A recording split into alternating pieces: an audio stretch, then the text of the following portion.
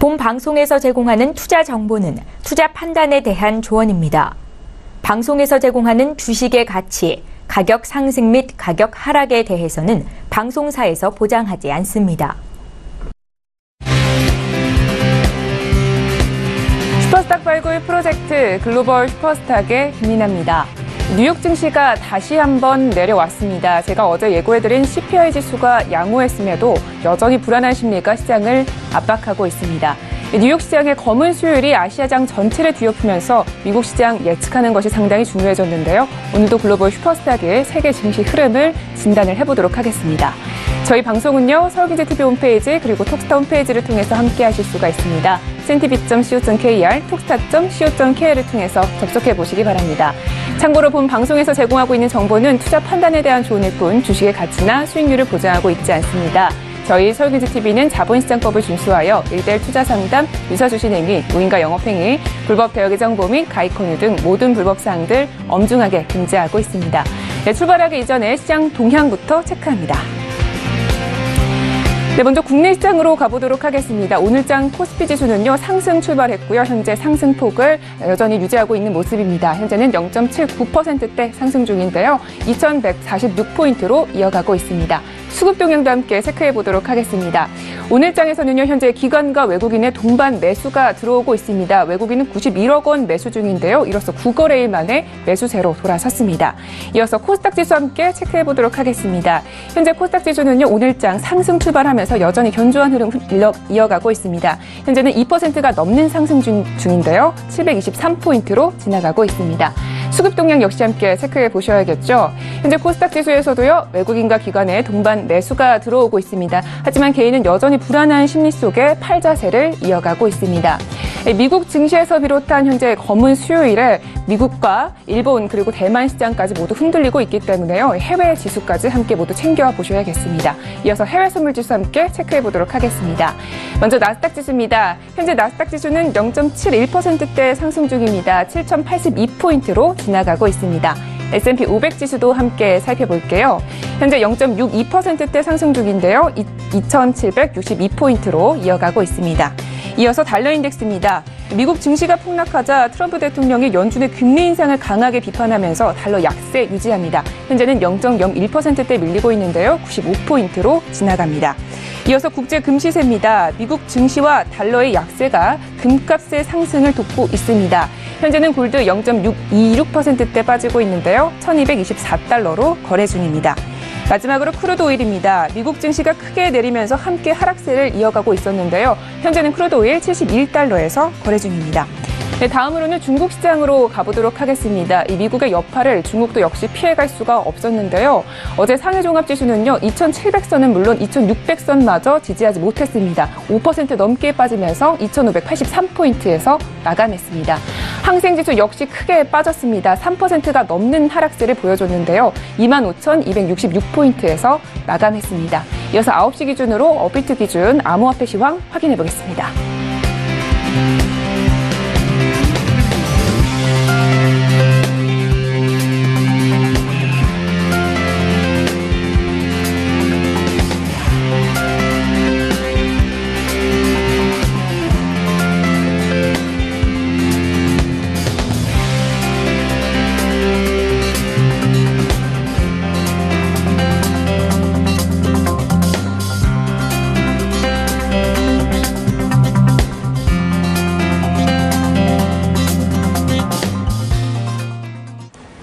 네, 글로벌 슈퍼스탁 첫 번째 코너 본격적으로 시작을 해보도록 하겠습니다. 먼저 글로벌 이슈 화면으로 만나볼게요. 첫 번째 글로벌 이슈입니다. 트럼프 미국 대통령이 미국 시장의 폭락 사태와 관련해 연준을 맹렬히 비판하고 나섰습니다. 현직 대통령이 연준을 비판한 것은 다소 이례적인 일인데요. 대통령의 공격을 받고 있는 연준에는 어떤 문제가 있는 건지 잠시 후에 살펴봅니다. 두 번째 글로벌 이슈는요. 문우신 미국 재무장관이 환율 조작국 발표를 앞두고 중국 위안화 절하의 경고 메시지를 던졌습니다. 이로 인해 환율 조작국에 중국이 지정되는 것이 아니냐는 관측들이 시장을 지배하고 있는데요. 관련 소식 두 번째 글로벌 이슈에서 알아보겠습니다. 네, 본격적으로 글로벌 시장에 대해서 자세하게 이야기를 나눠보도록 하겠습니다. 오늘은요, 저희 윤지 멘토님과 함께합니다. 인사 나눠볼게요. 네, 멘토님 안녕하세요. 네, 안녕하세요. 네, 반갑습니다. 또 함께 오늘 꼼꼼하게 분석을 시작을 해보도록 하겠습니다. 먼저 첫 번째 이슈부터 알아보겠습니다. 최근 중간선거 유세에서요, 트럼프 대통령이 연준을 직설적으로 비판했다고 하는데요. 그 이유는 무엇일까요?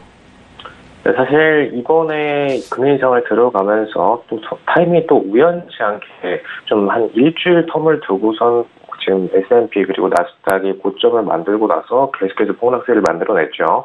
지금 폭락폭으로 따지면 2월 폭락폭이랑 거의 비슷합니다. 2월에는 VX가 30 정도 선을 찍었는데 이번에는 20 정도 선만 조금 넘었는데도 이 정도의 낙폭을 보였다는 거는 지금 추가적으로 낙폭세가 더 많이 대기 물량이 늘어났다라고 보시면 될 것 같고요. 일단 이 타이밍에서 지금 미국 주요 지수 주가가 11장 기준으로 폭락하고 나니까 지금 트럼프 대통령이 바로 연준을 공격하는 대상으로 삼았습니다. 그래서 연준이 미쳤다, 좀 이런 표현을 썼는데 지금 연준이 사실 지속적으로 트럼프의 주장과 반대로 트럼프는 이제 금리 인상을 멈춰야 된다라는 이걸 내세웠는데도 지금 사실 트럼프 같은 경우에는 달러 인덱스 기준으로 96.5선에 도달하니까 본인의 목표 고점에 도달해서 이제 연준은 금리 인상을 멈췄으면 좋겠다. 그리고 파월 의장도 사실 트럼프가 주장을 했던 인물이다 보니까 어느 정도 파월 의장이 좀 트럼프의 의견을 받아들여주지 않을까라는 기대감에 살짝 연준에다가 본인의 오더를 넣었습니다. 근데 지금 연준 같은 경우에는 전혀 그 방향성이랑 반대로 앞으로 금리 인상 추가적으로 4회 추가 인상, 내년까지만 추가 인상, 그리고 2020년까지도 인상, 그다음에 지금 스텝 바이 스텝으로 지금 3개월마다 지속적으로 계속 인상을 치는 방안으로 인상 플랜을 짜고 있죠. 그래서 사실상 이 플랜을 내세운 순간부터 완전 긴축 방향으로 흐르고 있는 만큼 당연히 지금 트럼프 입장에서는 굉장히 좀 이 부분에 대해서 예민해질 수밖에 없는 상황이다. 더 보시면 되겠고요. 일단 뭐 연준이 너무 긴축적이다라는 의견을 펼쳤는데 지금 동시에 증시장 자체가 조정이 오는 거는 오히려 기대해 왔던 장이다라는 얘기를 했습니다. 하지만 근데 이거를 연준 발로 스타트를 끊어서 지금 증시 하락을 만들어냈다라는 부분에 있어서는 분명히 잘못됐다라는 얘기를 펼친 걸로 보여지고요. 지금 분명한 거는 연준이 긴축 방향으로 움직여줌으로 인해서 달러 인덱스 상승세가 만들어졌었고, 그다음에 달러 인덱스 상승으로 인해서 분명히 증시로 또 자금이 유입됐던 거는 사실입니다. 그렇기 때문에 사실 이번에 낙폭이 연준 때문에 무너졌다라고 표현하는 거는 좀 안 맞는 표현이라고 보셔도 될 것 같고요. 지금 돈이 일단 미국 증시로 들어와 줬는데 이것 때문에 하락했다라기보다는 지금 기존의 저항선 위치에 다 도달을 했었고, 그리고 VX가 지금 20선 이상을 돌파를 해줬기 때문에 추가적으로 장중 청산 물량이 부적개장에 공격적으로 터져줬습니다. 이로 인한 청산 물량이었지 기존의 매도 물량으로 인해서 사실 긴축적인 부분을 피하기 위해서 매도장을 쳤다? 이건 조금 아닌 X표로 치시면 될 것 같습니다. 네. 정확하게는 트럼프 대통령이요, 건 크레이지라는 상당히 공격적인 발언을 했는데요. 연준의 긴축적 통화 정책이 그래도 증시 폭락을 야기했다, 이런 진단도 있습니다. 멘토님은 어떻게 보시나요? 지금 이날 S&P 지수가 3.3% 떨어져서 5일 연속 하락세를 보여줬고요. 지금 나스닥 같은 경우에는 7,000선을 하락 돌파를 시켰습니다. 그래서 낙폭 구간 폭으로 보시면은 실질적으로 2월에 낙폭을 보였던 그 거대한 낙폭세와 비슷한 낙폭세를 보여줬고요. 지금 다우존스 산업지수는 832포인트, 3.1%가량 하락세를 보여서 지금 2월 8일장의 그 하락장 이후에 가장 큰 하락률을 보였다라고 보시면 되겠습니다. 네, 일단 WSJ, 월스트리트저널 측에서는 미국 국채금리 급등 그리고 연준의 긴축적 통화 정책이 부분적으로 투매를 불러왔다, 이렇게 분석을 하긴 했는데 사실 이 투매에 대한 분석 근거 결과가 중간 과정이 좀 빠져 있습니다. 그래서 이 부분에 있어서는 좀 국채금리 급등 그리고 연준의 통화정책 정책, 사실 국채금리 급등은 연준이 기준금리를 인상했고 플랜도 장기적으로 추가 인상에 대해서 플랜을 내놨죠. 2021년까지는 금리를 떨어뜨리지만 2020년까지는 3.75%로 한 단계 더 높은 금리의 전망을 했기 때문에 이에 따라서 국채금리도 급등을 보일 수밖에 없었습니다. 최근에 국채금리가 3% 이하선까지 지금 9월장에 위치를 해 있었기 때문에 이건 너무나 낮은 국채금리였던 만큼 당연히 본인의 국채금리 3% 이상으로 회복을 해주는 게 정상적인 물량이었죠. 이에 따라서 당연히 국채는 정상적으로 회복한 부분이고 연준도 지금 긴축적인 부분, 원래 기존의 플랜 이미 다 플롯을 6월 달에 찍어놓은 게 9월, 12월 전부 다 인상하는 방안으로 다 불러쓰시고 나섰습니다. 그 플랜대로 진행한 것 뿐이기 때문에 현재 상태에서 이 장으로 인해서 새롭게 뭔가 변화를 줘서 어마어마한 투명을 만들어냈다라기보다는 오히려 그냥 지금 증시 자체의 리스크 부분이 VX가 초급등을 보여주면서 이에 따른 투매 물량으로 보시는 게 맞다라고 얘기를 드릴 수가 있겠고요. 지금 연준 금리 인상에 대해서 이렇게 굳이 빨리 할 필요가 없다라고 트럼프가 한 번 더 비판을 해왔는데 지금 분명한 거는 트럼프가 지금 달러 인덱스의 96.5선 부근에 도달할 때마다 이 발언을 해주고 있습니다.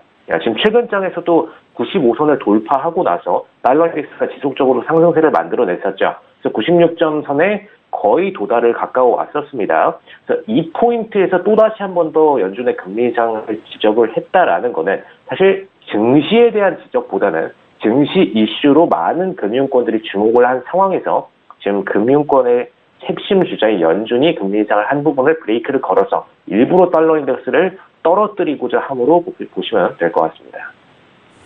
네, 그러니까 연준 때문이라기보다는 당연한 흐름이었다 이런 진단인 것 같은데요. 자, 그렇다면 향후에 연준은 금리 인상 정책에 대해서 어떻게 바라보고 있습니까? 네, 일단 저번 달 기준금리를 0.25% 더 올리면서 지금 2.25%로 맞췄죠. 올해 들어서 세 번째 인상이었는데 일단 연말에 12월에 한 차례 더 금리 인상 올릴 것으로 전망이 되고 있고요. 지금 이미 CBOE 측의 금리 인상 가능성은 벌써 81% 반영이 되어 있습니다. 많은 분들이 12월 인상 가능성이 있다 없다에 대해서 얘기를 하시는데 그냥 금융권에서는 이미 81%를 보고 있어요. 그렇기 때문에 굳이 이거에 대해서 반발을 가지실 필요는 없습니다. 그냥 인상이 된다라고 현재 시점에서는 보시는 게 맞고요. 근데 일단 12월 플랜 이후에도 추가적으로 지금 내년도 3회차 이상으로 금리 인상을 올리겠다라는 전망을 내놨죠. 원래 기준적으로는 이제 내년 3%까지 올리는 걸 목표로 해서 3월, 6월까지는 인상이 될 거는 시장에서도 어느 정도 알고 있었습니다. 왜냐? 인플레이션 목표치를 내년 7월까지 3%를 받기 때문에 보통 지금 현재 연준의 시점은 인플레이션율 이상의 금리를 계속해서 유지하는 게 현재 연준의 핵심 포인트입니다. 그렇기 때문에 내년도 인플레이션 목표치가 중순까지 상반기 이후까지 3%만큼 당연히 기준금리도 3%까지 올려주는 게 정상적으로 보시면 될 것 같고요. 근데 여기다 추가적으로 내년 하반기에 1을 더 인상할 가능성이 있는 거죠. 그래서 이 부분을 반영이 되기 때문에 강력하게 좀 긴축에 대한 방향으로 투매 물량들이 나왔다라고 보시면 될 것 같고요. 그리고 추가적으로 지금 국채금리가 계속해서 급상승을 보여주고 있고 국채 가격은 연속 하락을 보여주고 있죠. 근데 이 부분도 지금 9월 기준금리 인상 전에 국채 대폭을 보시면은 거의 원웨이로 하락세를 보여줬습니다. 한마디로 금리는 원웨이 상승을 보여준 거죠. 가격과 금리는 그렇으니까요. 금리는 원웨이 상방을 보여줬는데 당연히 기준금리가 인상하고 인상할수록 기존 채권금리 대비해서 계속해서 상승 압박을 받을 수밖에 없습니다. 0.25% 올리면 채권금리도 역시나 마찬가지로 0.25%의 상승 압박을 받을 수밖에 없는 부분이고요. 이에 따라서 국채금리는 당연히 맞는 본회의의 방향으로 흘러갔다라고 보시면 될 것 같습니다. 근데 이 정도로 처음에 갭이 발생했던 이유는 기존의 달러 인덱스가 공격적으로 상승을 보여주니까 해외 자금들이 미국으로 쫙 빨아 들어왔었죠. 이렇게 빨아 들어오면서 채권에 대한 투자 물량들이 급증을 했었고 증시에 대한 투자 물량들도 급증을 했었습니다. 이 부분 때문에 사실 해외 자금들과 증시에서 디커플링이 발생을 했었고요. 국채들도 해외에서 투자 물량들이 어마어마하게 일어나는데도 미국 국채는 오히려 지금 기준금리가 올라가고 있는데도 기준금리 하락 방향으로 가치에 대한 지지 방향으로 계속해서 국채에 대한 수급이 들어와줬었죠. 근데 이거는 기존 차트 대비해서는 굉장히 좀 딜레마적인 상황이었기 때문에 사실 오히려 국채가 가야 될 방향과는 갭을 많이 만들어냈었고요. 그 다음에 현재 시점에서 다시 기준금리 인상에 대한 이슈가 돌아오니까 다시 원래 기존에 가야 될 방향 그대로 다시 이격폭을 줄여서 원래 방향대로 맞춰왔다. 이렇게 보시면 될 것 같습니다. 그래서 지금 상태에서는 정상적인 금리 인상으로 보시면 될 것 같고요. 근데 다만 여기에 내년도 금리 인상 3회차에 대한 쇼크에 추가적으로 하나 더 다플롯에 대한 추가적인 리스크가 발생을 했습니다. 지금 2019년도까지는 뭐 3회 인상, 이 정도는 일부 애널리스트들도 다 전망을 했던 부분이었어요. 사실 뭐 2회차, 3회차에 대한 논란은 좀 있었지만 저도 2.5회차 정도로 전망을 드렸었는데 3회차까지의 전망 어느 정도 용인할 수 있습니다. 근데 2020년에 추가적으로 2회 인상에 대해서 플랜을 더 나눴기 때문에 지금 목표 금리가 3.75%까지 올라갔습니다. 그래서 사실상 이런 부분에 있어서 추가적으로 리스크가 더 반영이 됐다라고 보시면 되겠고요. 그다음에 더군다나 동시에 국채 장기 금리 전망은 3%까지 오히려 낮춰서 지금 평가를 하고 있기 때문에 지금 가장 위험하게 말씀드리는 그 10년물과 2년물의 스프레드 차익, 채권 차익 이 부분이 제로 영역대로 지금 내년도 상반기 안에 진입이 될 거다라고 보시면 되겠습니다. 그래서 사실 뭐 과거에 2008년 때도 그랬고 2000년도 버블 쇼크 때도 그랬고 이 금리 스프레드가 영선으로 진입할 때마다 계속해서 금융 리스크가 발생을 했었죠. 근데 이 선이 내년도 상반기에 진입을 한다라는 거 반드시 인지를 해주시면 좋을 것 같습니다. 네. 그러니까 어떻게 보면 금리는 제 자리를 찾아가고 있는 과정인 거네요. 알겠습니다. 이렇게 해서 첫 번째 이슈는 여기까지 분석을 해보고요. 이어서 다음 이슈도 함께 이야기를 나눠보도록 하겠습니다. 위안화와 관련된 이야기인데요. 최근에 위안화가 상당히 절하가 이루어지고 있는데 미국의 반응부터 우선 알아볼게요.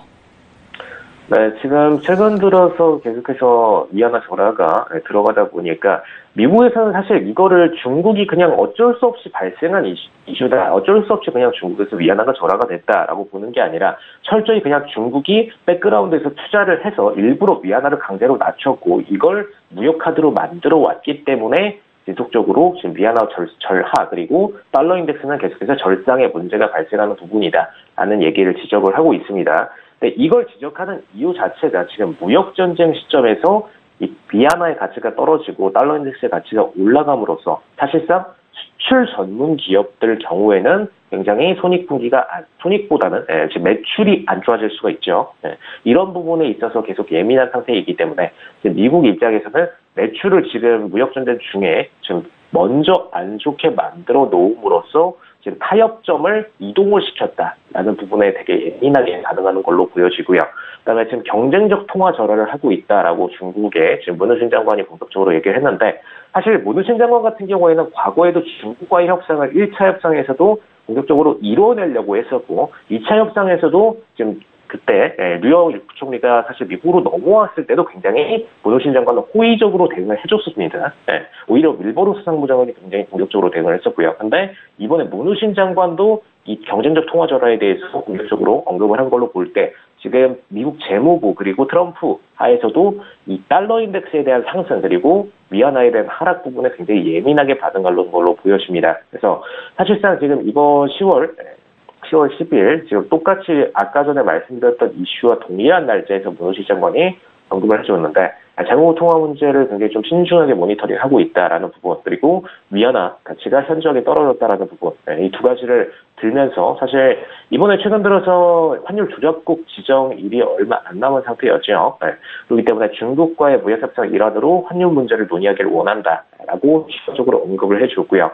사실상 기존의 무역 협상의 플러스로 환율 문제를 언급을 해줌으로써 앞으로 지금 미국과 중국 간의 무역 관계에서 일정 환율 범위를 유지해 주기를 원한다라는 부분까지 추가 협상 테이블에 올릴 것으로 보여집니다. 다만 지금 WTO 측에서 이 부분까지 관여할 수는 없고요. 이거는 그냥 양국 간의 협상으로 끝내야 되는 부분이고 사실 미국이 지금 환율 조작국 지정을 들어가는 데 있어서 이 카드를 가지고 중국을 대할 수밖에 없는 상황입니다. 미국이 따로 카드를 갖고 있는 게 크게 없죠. 사실 환율 조작국은 일반 소규모 신흥국들은 굉장히 이걸 무서워하는 편인데 중국은 그래도 이 환율 조작국 지정에 대해서는 별로 무서워하지 않습니다. 오히려 최근 발언을 보시면은 채권을 가지고서 미국을 압박을 한다거나 혹은 본인들의 통화 가치를 일부러 낮추고선 지금 무역에 대해서 공격적으로 앞으로 대응을 들어갈 것이다. 이런 발언들을 공격적으로 내세움으로써 사실상 미국을 계속해서 압박을 해왔다는 부분. 그래서 중국과 미국 간에는 사실 양자 협상이 별도로 지금 기존의 신흥국들 압박하는 것과는 달리 카드가 별도로 하나 더 필요하다라는 부분을 좀 보시면 되겠습니다. 네, 그렇군요. 자, 그렇다면 위안화의 현재 가치 그리고 앞으로의 가치에 대해서 진단을 해보는 것이 상당히 중요할 것 같은데요. 우리 멘토님은 향후의 전망에 대해서 어떻게 보시나요? 네, 일단 3월 고점에서 지금 약 10.9% 하락해서 6.9위안 정도 안팎에서 거래가 되고 있는데 지금 기타 애널리스트들은 위안화 중요가치 심리적 지지선이 달러당 7위안까지 뚫고 2008년 이후에 최저 수준을 기록할 수도 있다. 좀 이렇게 언급을 해주고 있습니다. 그런데 사실 중국 같은 경우에는 지금 인플레이션 걱정도 있는 상태이기 때문에 이 정도 선까지 7위안 선까지 떨어뜨리는 거는 물론 가능은 하겠지만 현재 추세를 타고서 가능은 하겠지만 중국에서 일부러 브레이크를 먼저 걸고 있는 상황입니다. 네. 상대적으로 위안화의 절하가 이루어진 것은 맞지만 계속해서 절하가 이루어진다면 분명히 중국도 인플레이션 수치로 들어가는 것은 위험하기 때문에 이에 대한 브레이크는 먼저 걸어줄 걸로 보여지고요. 네. 생각보다 지금 중국 같은 경우에는 미국장처럼 한 번 추세를 타면 계속 가주는 종목이 아닙니다. 왜냐? 정부에서 브레이크를 걸면은 혹은 초급등으로 들어가다가도 브레이크가 확 걸려서 꺾일 수가 있는 그런 국가죠. 그렇기 때문에 중국 같은 경우에는 한번 추가적으로 브레이크를 걸어줄 걸로 보여지고요. 다만 계속해서 말씀을 드리는 대로 저 위안화 상태는 계속해서 유지를 해주는 게 지금 미국과의 상대적인 협상 카드로서 중요한 부분입니다. 미국이 지금 달러에 대한 부분 그리고 위안화에 대한 부분을 협상 테이블로 올려놓기를 원하고 있죠. 이건 벌써 미국이 한 단계 졌다는 겁니다. 네. 통화에 대해서는 어느 정도 패배가 일어났다라고 보고 이걸 중국과의 협상 카드로 제시를 한다는 거고요. 그럼 이걸 테이블로 올려놓으면 결국엔 무역에 대해서는 어느 정도 양보하는 부분이 또 생겨야 됩니다. 네. 지금 중국은 이걸 이용한 거라고 보시면 될 것 같고요. 사실상 중국이 이 부분을 이용을 해서 계속해서 앞으로 끌고 가려면은 더 위안화 상태는 유지하되 최소한 브레이크는 걸어줘야 되는 만큼 앞으로는 횡보장 쪽으로 들어갈 가능성이 굉장히 높다. 그리고 떨어지더라도 굉장히 약보합선으로 떨어질 가능성이 높다라는 추세로 보시는 게 맞습니다. 그다음에 지금 미국이 중국을 환율 주작국 지정으로 들어가려고 하고 있는데 사실 환율 주작국 지정으로 들어갈지 부분은 좀 큰 관심사이죠. 근데 문우신 장관이 보고서가 나올 것이라는 전망 언급은 좀 피한 상태라고 보시면 될 것 같습니다. 네, 우리 멘토님이 말씀해 주셨다시피 15일 전후로 환율 보고서가 발표가 될 예정인데요. 바로 다음 주입니다. 자, 미국이 중국을 과연 환율 조작국으로 지정을 하게 될까요? 네, 저는 사실 환율 조작국으로 일부러라도 지금 조항이 좀 안 맞긴 하지만 일부러라도 좀 지정을 해야 된다라고 주장을 드립니다. 왜냐? 최근 들어서 사실 미중 무역 관계 때문에 중국을 봐줄 이유는 없고요. 더군다나 환율 조작국으로 충분히 볼만한 건수들을 중국이 많이 만들고 있죠. 네, 사실 대외적으로는 건수상으로 지금 환율 조작국 지정 조항에 있어서는 피할 수 있는 부분들이 존재는 하고 있지만 사실 대외적으로 그냥 국채를 매도를 쳐서 지금 미국을 압박하겠다 이런 발언들을 볼 때 이거를 거의 10년째 써왔습니다. 국채를 이용해서 미국 전쟁과의 역할에서 사실 미국에서 압박하겠다. 미국이 어떤 정책을 내세울 때마다 본인들의 국채 가격 그리고 달러 보유치를 굉장히 조정을 줌으로써 미국의 국채 하락 그리고 달러 인덱스 하락 등을 본인들이 주도를 해서 만들어내겠다는 부분을 계속 압박해 왔는데 이것 자체가 거의 환율 조작국 이상의 문제아로 보셔도 될 것 같습니다. 미국의 입장에서는 환율 조작국 수준이 아니라 거의 그 다음에 어떤 단계를 만들어서 중국 적대적인 관계로 지정을 해야 될 만큼 위험한 상황이기 때문에 중국 입장에서는 분명히 잘못된 플레이를 하고 있고 미국 입장에서는 분명히 재무부 측에서 지금 기존의 다른 환율 조작국으로 분류되고 있는 국가들 어떻게 보면 본인들의 국가 이익을 위해서 플레이를 하는 국가들보다 더 적대적인 관계로 지정을 해줘야 된다라고 보시면 될 것 같습니다. 네, 알겠습니다. 자, 이렇게 해서 글로벌 이슈는 여기까지 이야기를 나눠보도록 하겠습니다. 저희 윤진 멘토님은요, 코인 이슈에서 다시 연결을 해보도록 하겠습니다. 멘토님 오늘도 말씀 고맙습니다. 네, 감사합니다.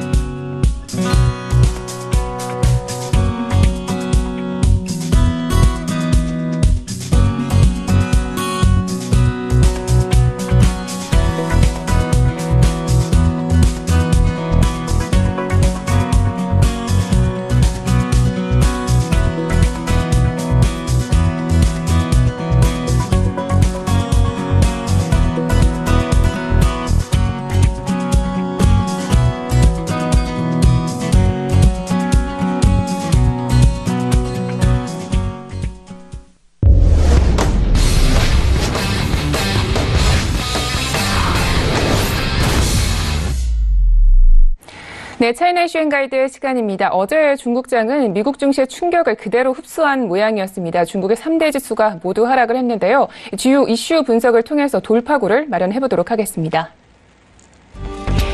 첫 번째 차이나 이슈입니다. 중국 영유아 시장이 나날이 확장되고 있는 가운데 특히 유모차 시장이 두드러지는 성장세를 보이고 있는데요. 중국 유모차 시장에 불고 있는 신유통 열풍에 대해서 자세한 분석을 해보는 시간을 마련했습니다. 두 번째 차이나 이슈입니다. 중국 통신장비 업체 화웨이가 이번엔 AI를 선택했습니다. 향후 3년간 AI 개발자 대규모 양성이 목표를 두고 있다고 하는데요. 화웨이는 왜 AI를 선택한 것인지 두 번째 차이나 이슈에서 살펴보겠습니다. 네, 본격적으로 차이나 이슈에 대해서 더욱더 깊이 있는 이야기를 나눠보도록 하겠습니다. 오늘은요, 김영철 멘토님과 함께합니다. 인사 나눠볼게요.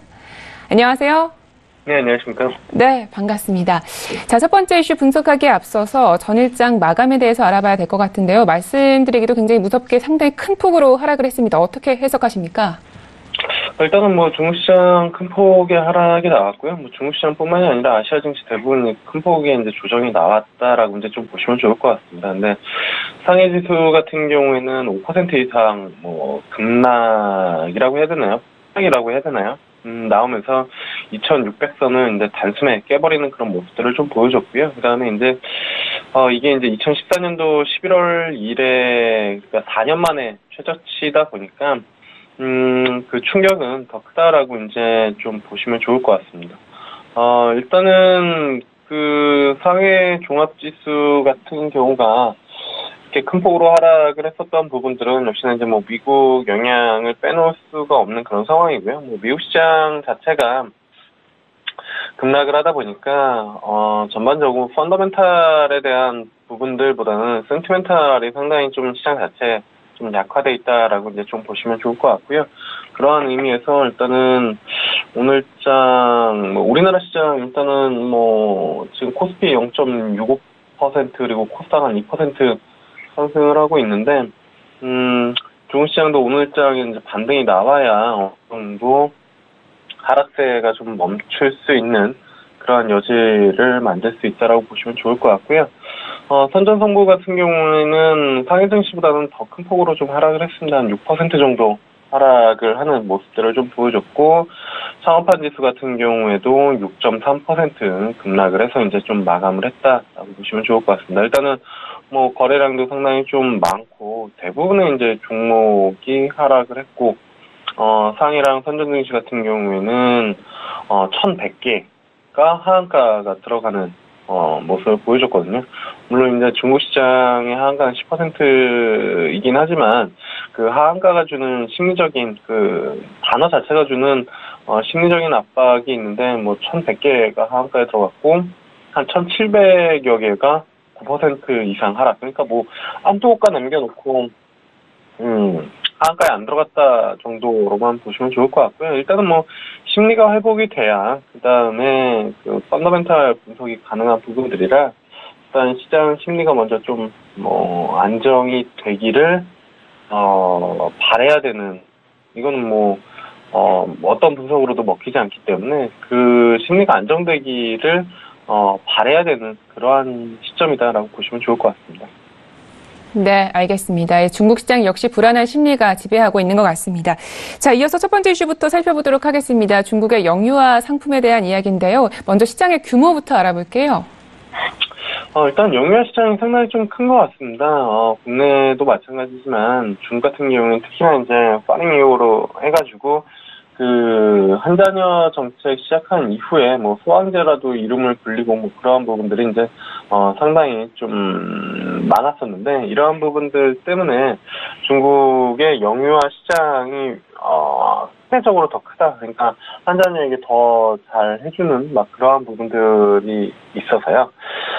규모로 보면은 일단 2016년도에 1조 9천억 원에 위안, 그러니까 우리나라 돈으로 하면은 311조, 사실 가늠 자체가 되지 않는 그런 부분들인데, 이게 이제 전년보다 그 15% 정도 증가되는 그런 부분들이고, 일단은 시장에서 예상하는 걸로는 2020년도에는 3조 6천억 위안, 그러니까 지금 한 2조 정도로 본다라고 하면은 1.5배 이상 증가될 것으로 좀 예상이 되는 그런 부분들이고, 300조 기준으로 본다라고 하면 450조 정도까지 이제 성장을 할 수 있다. 시장에서 좀 분석이 나오고 있습니다. 특히나 영유아 용품 시장에서 가장 크게 좀 성장을 하고 있는 게 이제 유모차 관련된 부분들이거든요. 그러니까 영유아 제품들 보면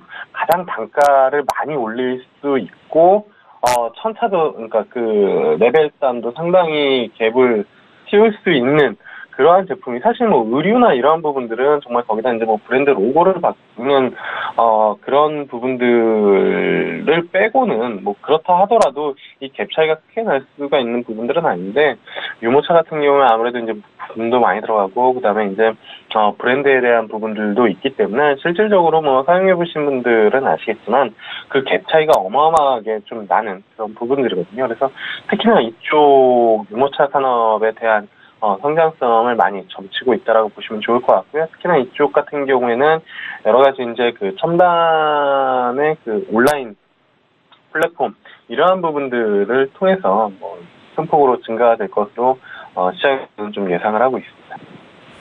네. 그러니까 시장의 특성상 마진을 조금 더 남길 수 있는 그런 특성이 있다 이런 말씀이신 것 같은데요. 특히 유모차 시장이 성장률이 높다 이렇게 또 진단을 해주셨습니다. 유모차 시장의 성장률은 어느 정도인가요? 일단은 2012년부터 2016년까지 연평균 9.8% 거의 10% 가까이 연평균 이제 성장을 했었고, 판매량 같은 경우에는 한 13% 정도씩 이제 늘어나는 그런 모습들을 좀 보여줬거든요. 그리고, 두 자녀 정책이 시행되고 유행에 민감한 이제 빠링류. 사실 뭐 중국 시장을 분석함에 있어서 빠링어를 뭐 빼놓고 할 수가 없는 부분들인데, 그러니까 80년대 이후에 출생한 젊은이들을 이제 뭐 일컫는 말로 이제 신세대 부모들이 소비가 확대되면서 뭐 5년간 중국의 유모차 성장은 더욱더 이제 좀 급성장할 것으로 좀 예상이 되고 있고, 그다음에 이제 유모차를 이제 구매를 하는 패턴들을 보면은 온라인을 통해서 유모차를 구매한 소비자가 전체 35% 정도가 되는 부분들입니다. 이는 이제 대형마트가 25%이고 백화점이 21%보다 상당히 좀 높은 수치이기 때문에 개인적으로는 국내 유모차 관련된 그 유아 산업 이쪽에 대한 부분들도 상당히 좀 관심을 가져야 되지 않을까. 왜냐면 내수 자체로만 소비를 한다라고 하면은 뭐 국내 기업들이 실질적으로 진출을 하고 거기서 이제 뭐 여러 가지 비용적인 부담을 안고 사업을 진행을 해야 되는 그런 부분들인데, 실질적으로 판매 데이터를 보면은 온라인을 통해서 한 35% 전체의 한 3분의 1 정도 이상이 온라인을 통해서 실질적으로 유모차를 구매를 하고 있기 때문에 국내 기업에게도 상당히 기회가 될 수 있다라고 이제 좀 볼 수 있습니다. 네, 알겠습니다. 자, 이렇게 해서 첫 번째 이슈는 여기까지 분석을 해보고요. 두 번째 이슈로 넘어가 보도록 하겠습니다. 이 화웨이와 관련된 이야기인데요. 사실 화웨이는 통신 장비로 굉장히 유명한 기업인데 현재 인공지능 기술에 투자를 한다는 건가요? 일단은 화웨이 같은 경우가 3년간 그 인공지능 쪽에 이제 개발자 100만 원 양성하겠다라고 이제 좀 밝혔는데, 말씀해 주신 것처럼 통신 장비 기업인데 이게 사실 통신 네트워크가 고도화될수록 장비가 그 필요 없는 시대가 이제 올 것이다라고 화웨이 측에서는 예상을 하고 있고요. 그리고 장비가 분명히 필요하긴 하겠지만 이게 상당히 좀 간소화되고 그다음에 작은 장비로 넓은 광역대를 커버할 수 있는 그런 부분들이기 때문에 피가 이제 피와 C 그 코스트와 이제 뭐 수량의 관계에서 사실 크게 증가될 수 있는 부분들이 없을 수도 있다라는 전략을 취한 것 같습니다. 그래가지고 이쪽에서는 지금 AI 서버 쪽 그리고 5G 칩셋 쪽 이쪽에 더 많은 기회가 있을 것으로 이제 좀 판단을 하면서 AI 쪽 그리고 5G 칩셋 쪽 이쪽에 대한 뭐 개발자나 아니면은 기술 인력들을 키우겠다라고 이제 좀 밝혔습니다. 네. 그러니까 세계의 흐름을 따라가겠다는 기업의 입장에서는 어떻게 보면 너무나도 당연한 전략인 것 같은데요. 이미 현재 투자를 진행을 하고 있는 건가요?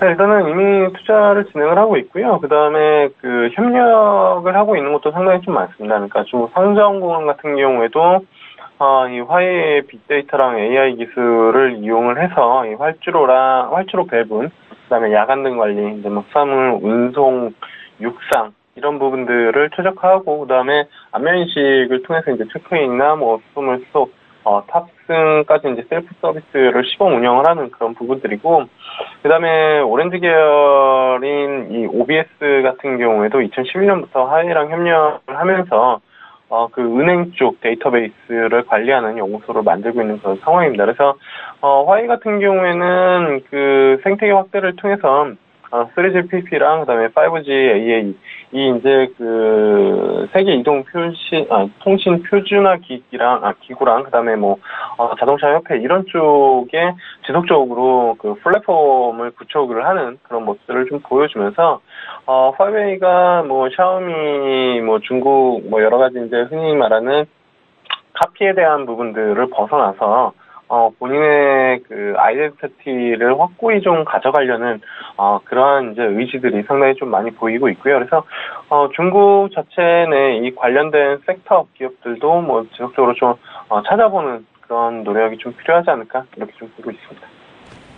네, 알겠습니다. 자, 이렇게 해서 이슈는 여기까지 이야기를 나눠보도록 하겠습니다. 현재 상해 종합지수는요, 전거래일 대비해서 0.36% 내리면서 출발을 했다고 합니다. 시장이 아직까지 좀 불안한 심리가 올라오고 있지 못하는 모습인데요. 그래도 반등을 또 기대를 해보면서 저희는 종목에 대한 공부를 열심히 해봐야 될 것 같습니다. 오늘장 종목은 어떤 종목일까요? 일단은 뭐 중국 시장 자체가 어려운 그런 부분들이기 때문에 중국 시장 내에서도 내수 관련된 종목으로 좀 접근하는 게 좀 유리하지 않을까 이렇게 좀 판단을 하고 있고요. 해천미합이라는 기업입니다. 음식료 업종인데 중국 최대 조미료 생산 업체로 경쟁력 있는 브랜드 이미지를 좀 보유를 하고 있다라고 보시면 좋을 것 같고요. 여기에 이제 고급 제품 비중 확대랑 그다음에 안정적인 유통망을 바탕으로 높은 그 ROE가 한 30% 정도 되거든요. 그래서 이 부분들을 유지를 하고 있기 때문에 충분히 좀 관심을 가져볼 만하지 않을까 이렇게 좀 판단을 하고 있습니다. 그래서 매수가는 72.400 위안, 목표가는 77.000 위안, 손절가는 70.000 위안 잡고 대응하시면 좋겠다 이렇게 말씀드려보도록 하겠습니다. 네, 알겠습니다. 내수주 업종에 속해 있는 종목입니다. 해천미업에 대해서 알아봤습니다. 오늘의 차이나 이슈 가이드는 여기까지 이야기 나눠볼게요. 멘토님 오늘도 말씀 고맙습니다. 네, 감사합니다.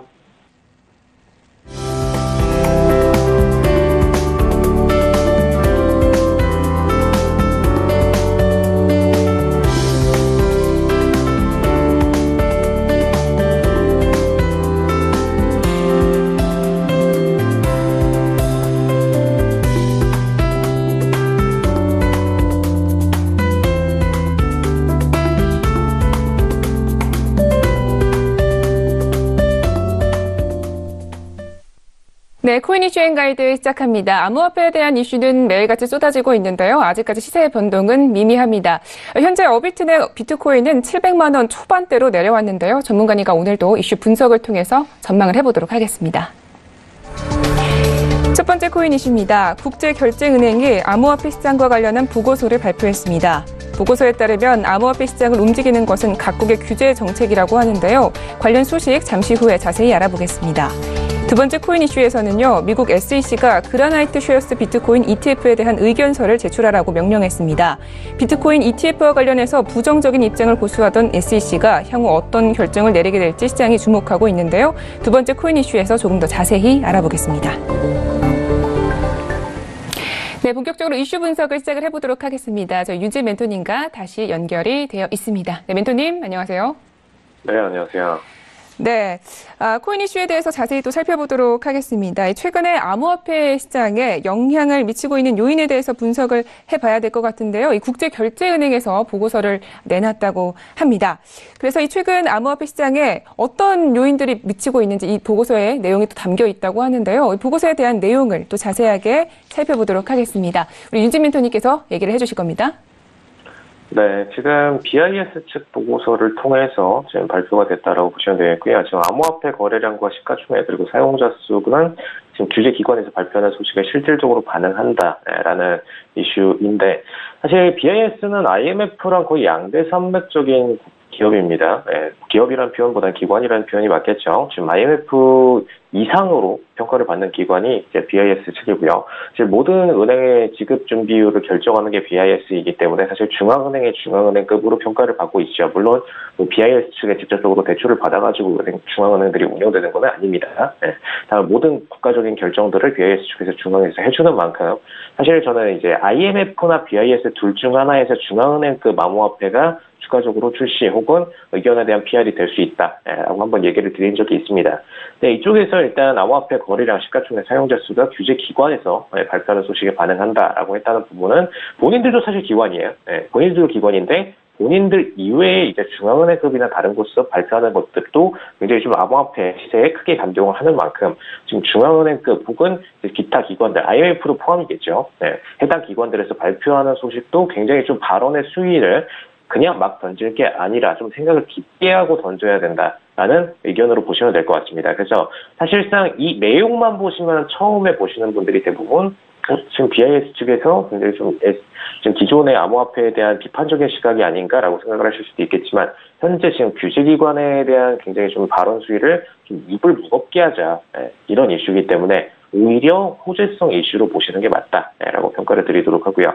규제 조치는 여전히 암호화폐에 큰 영향을 미치는 것으로 나타났다라는 얘기까지 펼쳐졌는데 이 규제 조치가 암호화폐 시장에 영향을 미친다는 것 자체를 시장에서는 이미 다 알고는 있습니다. 근데 굳이 이걸 한 번 더 언급해준다는 것은 오히려 규제 기관 쪽에 지금 규제 조치를 취하는 것도 생각을 가지고 지금 BIS나 IMF나 다른 해외 국제 기관들과의 협력하에 본인들의 방향성을 가지고선 주장을 좀 펼치자. 좀 이런 얘기로 보시면 될 것 같습니다. 네. 그러니까 규제 조치와 관련한 뉴스가 적나라하게 공개가 되다 보니까 아무래도 암호화폐 시세에 좀 부정적인 영향을 미치고 있다. 이런 부분을 지적을 한 것 같은데요. 자, 그렇다면 구체적으로 어떤 규제 조치들이 여태까지 나왔을까요? 네, 일단 BIS 최근 보고서에 따르시면은 지금 암호화폐 시장이 일반적으로 중앙은행 자체 암호화폐를 발행하는 경우 중앙은행에서 본인들의 통화를 암호화폐로 묶어버리거나 아니면 지금 베네수엘라 페트로처럼 본인들의 신규 암호화폐 발행을 들어간 다음에 기존 통화, 법정 통화 가치를 묶어버리는 경우 이런 경우들 일단 1차적으로 있으시고요. 그다음에 암호화폐 투자 거래 위험성에 대한 일반적인 경고 이 두 가지 패턴이 있었죠. 근데 사실상 이 일반적인 경고보다는 실질적으로 규제 자체, 우리나라 같은 경우는 업비트에 대해서 신규 계좌 발행에 대한 실명 인증 같은 조치를 취했었죠. 이런 규제들이 실질적으로 암호화폐 시세에 있어서 핵심 변동을 일으켰던 게 사실입니다. 우리나라 같은 경우에 업비트 그리고 비싼 이 코인원 이 양대 상대 산맥들이 전부 다 올해 1분기의 핵심 통화 가치를 전부 다 올리는 거래량을 만들었었기 때문에 이때 규제를 바로 넣자마자 우리나라의 시세 변동폭을 굉장히 낮췄죠. 그렇기 때문에 사실상 암호화폐 시세 변동에 규제가 영향을 미치는 영향이 굉장히 크다라는 것은 분명한 사실이고요. 네, 암호화폐 법적 지위, 지금 사실 법정 통화의 지위 비교를 뜻합니다. 사실 지금 BIS 측에서 암호화폐 법적 지위라는 얘기까지 꺼냈다는 것은 추후 법정 통화를 암호화폐가 대체할 가능성도 상당히 있다라는 가정하에 법적 지위에 대해서 얘기를 한다라고 보시면 될 것 같고요. 추가적으로 ICO, 그다음에 AML, 자금 세탁 및 테러 자금 주체 방지 관련된 부분에 대해서 상당한 반응을 보였다라고 얘기를 했는데 이거는 당연한 얘기긴 하지만 사실 ICO와 그다음에 자금 세탁 방지에 대한 규제 발표 이 두 가지는 어떻게 보면 중앙은행들의 역할입니다. 중앙은행들이 반드시 해줘야 될 부분이고요.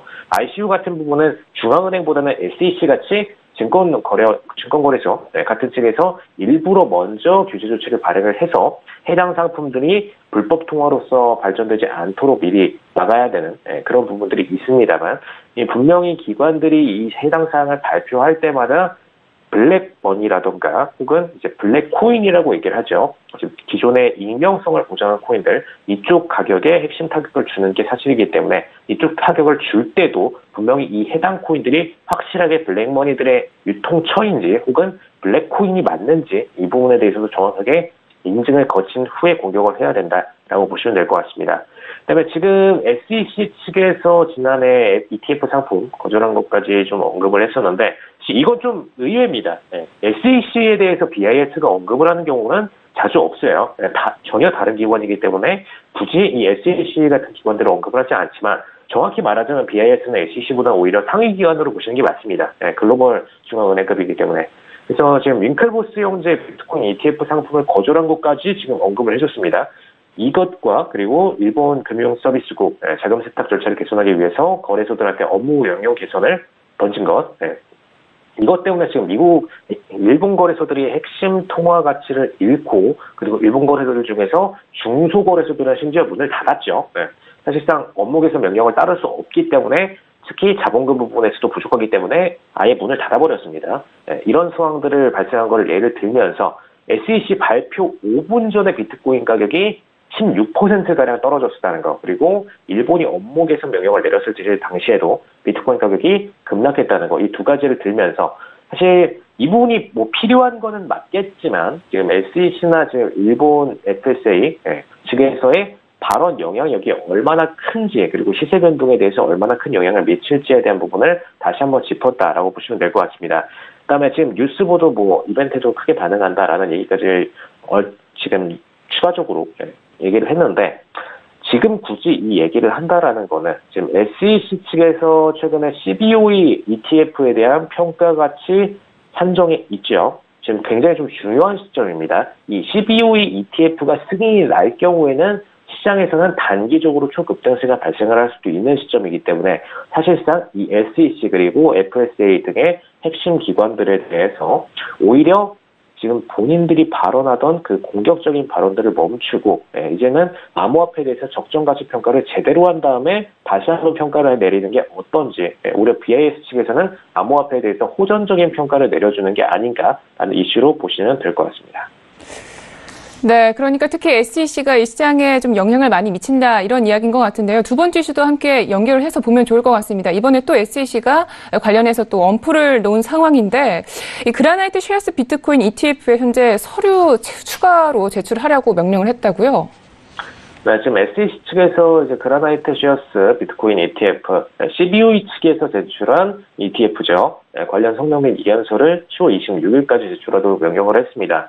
저번에 이제 9월 22일장 기준으로 추가적인 평가 가치가 있었는데, 이때도 연기를 시켰고요. 그 다음에 지금 10월 4일장 기준으로 해서 SEC 측에서 CBOE 측이 제안했던 ETF, 사실 이 ETF는 숏과 롱이 둘 다 가능한 상품입니다. CBOE 자체가 양방향 거래성 상품 시장이기 때문에 지금 그라나이트 쉐어 비트코인 ETF, 그 다음에 숏 비트코인 ETF 두 건을 ETF 관련 수정안을 거부하면서 심사 결과에 따라서 앞으로 결정된 사유 효력이 발생한다. 한마디로 기존의 지금 암호화폐 ETF에 대한 본인들의 평가, 한마디로 지금 뭐 기존의 지금 아까 BIS에서 언급했던 윙클보스의 ETF 이런 건들을 캔슬시켰던 사례를 들면서 이 건과 동일하게 우리가 처리를 해버리겠다. 지금 CBOE 측에서 제출한 거에서 추가적으로 지금 서류 제출이 없을 경우에는 아무 차이가 없다. 이렇게 지금 언급을 한 걸로 보여지고요. 지금 의견 성명서 제출에 대해서 얘기를 했는데, 사실 CBOE 같은 경우에는 기존의 윙클보스 형제 이런 ETF와는 조금 다른 게, 윙클보스의 ETF 같은 경우에는 사실 현물장의 ETF죠. 본인의 제미니 거래소를 이용해서 이용한 현물장 거래 ETF입니다. 물론 이제 제미니 같은 경우에는 나스닥 자회사로 위치를 했기 때문에 굉장히 기관적인 성향이 과거보단 강해졌어요. 강해진 건 맞지만 여전히 윙클보스라는 네이밍 자체가 사실 개인에서 성장한 네이밍 때문에 절대로 기관급의 어떤 네이밍을 갖고 있지 못합니다. 이 상태에서 사실 양방향 거래가 가능한 CBOE 측에서 내놓은 상품에 대해서도 캔슬을 놨다라는 거는 앞으로 지금 SEC 측에서는 더 이상 CBOE 외에 추가적으로 ETF권에 대해서 승인 처리를 당분간 내릴 의견이 없다라고 보시는 게 맞다라고 보시면 될 것 같습니다. 그래서 추후 오히려 내년도까지도 연장이 돼서 내년도 상반기에 새롭게 ETF 시세들이 들어올 때 그때 기준으로 비트코인 시세를 보고선 결정할 가능성이 높다라고 보시면 되겠습니다. 네. 그러면 SEC가 왜 이렇게 이 비트코인 ETF에 부정적인 입장을 가지고 있는지가 궁금한데요. 우리 시간 관계상 간략하게 들어보도록 하겠습니다. 사실 8월 22일장에서 이제 프로시어스 같은 경우에는 기존에 나스닥장에서도 그렇고 뭐 S&P장에서도 그렇고 ETF 전문 기업입니다. 지금 ETF 전문 기업으로서 프로시어스 그리고 디렉시온 그리고 그라나이트 쉐어스 3기사가 제출했던 9건의 비트코인 ETF 상장 신청을 전부 다 비트코인 사기에 이용될 수 있고 가격 조작이 우려가 될 수 있다라는 부분 때문에 불어를 했었고요.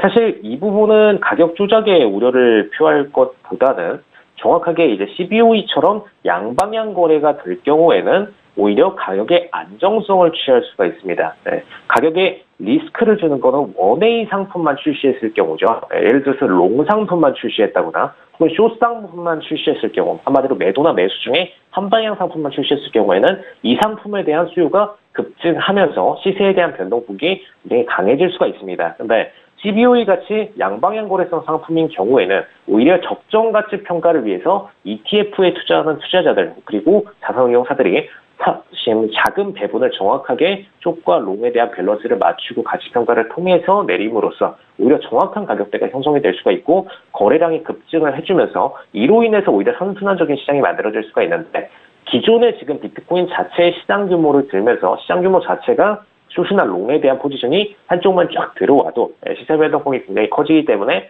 이거는 ETF 상품으로서 적절하지가 않다. 관련 투자자들이 피해를 크게 볼 수가 있다라는 건을 좀 들고 있습니다. 사실 오히려 SEC 측에서 걱정하는 거는 본인들이 런칭한 ETF 상품을 통해서 시세 변동이 굉장히 큰 폭으로 이루어지고 이에 대한 반발이 SEC에 대한 공격으로 이루어질까 봐 이 부분을 걱정한다라고 보시면 될 것 같고요. 사실 어차피 ETF가 가장 큰 시장을 차지할 게 분명하기 때문에 이거는 SEC 측에서 의견을 언제 돌릴까의 문제이지 시장이 변하길 기대하는 거는 좀 너무 막연한 대응이 아닌가, 이렇게 평가를 내려도 될 것 같습니다. 네, 알겠습니다. 자, 이렇게 해서 코인 이슈 앤 가이드는 여기까지 이야기를 들어보도록 하겠습니다. 네, 멘토님 오늘도 풍부한 이야기 감사합니다. 네, 감사합니다. 네, 오늘도 저희 글로벌 슈퍼스탁은 해외 선물과 중국 주식 그리고 암호화폐까지 전 세계를 대상으로 유망 투자 종목 발굴하기 위해서 열심히 달려왔습니다. 참고로 본 방송에서 제공하고 있는 정보는 투자 판단에 대한 조언일 뿐 주식의 가치나 수익률을 보장하고 있지 않습니다. 저희 서울기술TV는 자본시장법을 준수하여 일대일 투자 상담, 유사 추신행위, 무인가 영업행위, 불법 대여 정보 및 가입 권유 등 모든 불법 사항들 엄중하게 금지하고 있습니다. 한 주를 마무리하는 금요일입니다. 오늘도 안전하고도 성공적인 투자 판단하시기를 기원하면서 저희는 다음 주 월요일에 찾아뵙도록 하겠습니다. 함께해 주신 여러분 고맙습니다.